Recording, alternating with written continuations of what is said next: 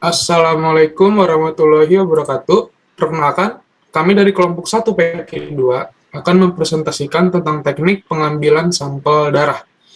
Dengan anggota kelompok sebagai berikut. Ada Ahmad Fatih, saya Fauzan Anur, Alfia Lydia Putri Lintang, Muhammad Eza, dan Hadi Rahmanto. Pada slide ini akan dipaparkan oleh Alfia. Dipersilakan kepada Alfia. Untuk macam-macam sampel ada 4. Yang pertama ada sampel darah. Sampel darah, pengambilan darah, menyiapkan serum atau plasma, membuat ulas darah. Yang kedua ada sampel feses. Pengambilan feses, swab kloaka atau rektum. Yang ketiga ada swab trakea, swab kloaka atau swab rektum. Yang keempat ada kerokan kulit, superficial scraping, dan deep scraping. Selanjutnya saya kembalikan lagi ke moderator. Baik, terima kasih atas pemaparannya, Alfia. Di sini ada sampel darah vena. Ya, ini apa sih? Kosigalis. Alat dan bahannya yaitu sarung tangan, tabung vacuum kapas, jarum vacuum dan alkohol 70%. Cara pengambilannya, pertama, siapkan alat. Kedua, pakai sarung tangan. Ketiga, basahi kapas dengan alkohol 70%. Keempat, pasang jarum vacuum. Kelima, setelah terpasang, ambil tabung vacuum. Keenam, usap vena cochigalis dengan kapas yang sudah dibasahi alkohol tadi. Lalu suntikan jarum vacuum tepat di vena cochigalis. Jika terdapat sedikit darah di bawah jarum vacuum, maka sudah tepat pada pembuluh vena cochigalis. Lalu masukkan tabung vacuum ke dalam needle holder dan dorong ke jarum vacuum yang ada di dalam needle holder. Tunggu darah mengalir ke tabung vacuum hingga terisi setengah bagian. Lalu lepas jarum dan usap vena kembali cochigalis dengan kapas alkohol 70%. Lanjut, pada slide ini akan dipaparkan kepada Muhammad Eza. Dipersilakan kepada Eza. Ya, terima kasih kepada Fauzan telah memaparkan materi kepada saya. Selanjutnya ada sampel darah vena jugularis. Alatnya tuh ada sarung tangan, tabung, kapas, jarum, dan alkohol 70%. Yang pertama tuh masukkan sarung tangan, lalu basahi kapas dengan alkohol 70%. Pasang jarum vetener, setelah terpasang, ambil tabung vetener. Lalu usap vena jugularis dengan kapas yang sudah dibasahi alkohol tadi.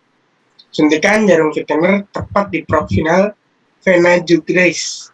Jika terdapat sedikit darah, maka sudah tepat. Masukkan tabung vetener ke dalam needle holder dan dorong ke jarum vetener yang sudah ada di dalam needle holder. Lalu tunggu darah mengalir ke tabung vetener sehingga terisi darah sebagian. Yang terakhir, lepas jarum dan usap vena kembali dengan jugularis dan kapas yang dibasahi alkohol 70%. Saya kembalikan lagi kepada Fauzan. Baik, terima kasih atas pemaparannya Muhammad Eza. Lalu pada slide ini, swab trakea akan dipaparkan oleh Alfia. Dipersilakan kepada Alfia. Ya, baik, terima kasih Fauzan. Untuk selanjutnya ada pengambilan sampel melalui swab trakea. Alat dan bahannya ada sarung tangan sama ada alat swab.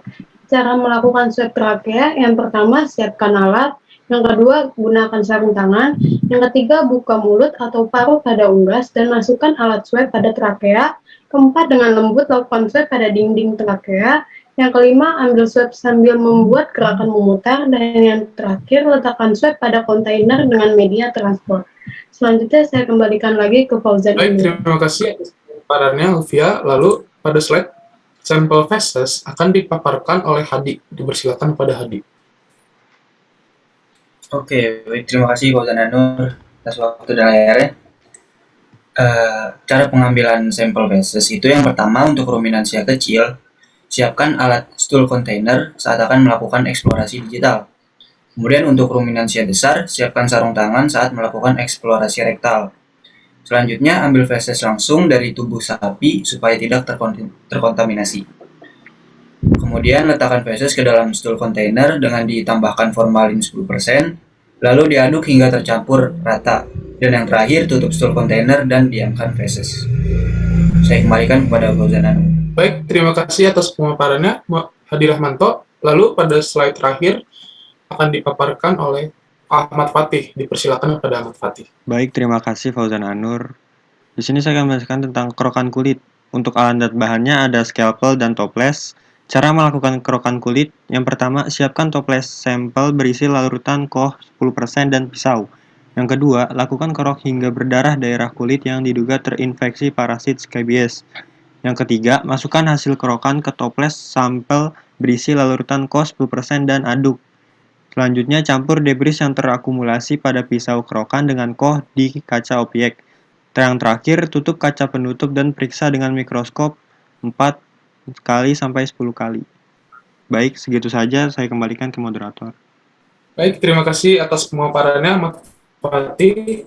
Terima kasih atas perhatiannya. Mohon maaf apabila ada kesalahan kata dan tindakan. Wassalamualaikum warahmatullahi wabarakatuh.